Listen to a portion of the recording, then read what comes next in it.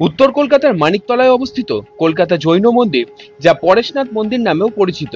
এই পরেশনাথ ছিলেন জৈন ধর্মের 23তম তীর্থঙ্কর, আর তার নামে নামাঙ্কিত এই জায়গায় তার কোনো মূর্তি বা মন্দির নেই। এই পরেশনাথ মন্দির মোট 4টি মন্দিরের সমষ্টি, তা তোমাদের আগেই বলেছি।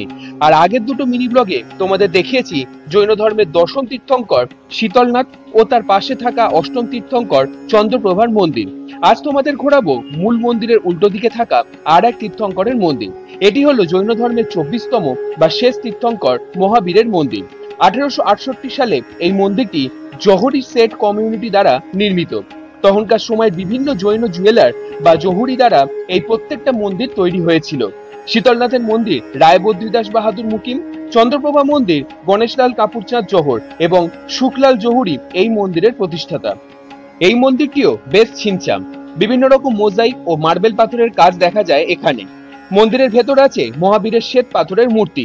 এছাড়াও দেয়ালে আছে সুন্দর সুন্দর পেন্টিং ও বিভিন্ন রকমের ফটো ফ্রেম। তাহলে এই ছিল জৈন ধর্মের শেষ তীর্থঙ্কর মহাবীর মন্দিরের গল্প। বাকি রইল আর একটি মন্দিরের গল্প, সেটা থাকবে পরের মিনি ব্লগে।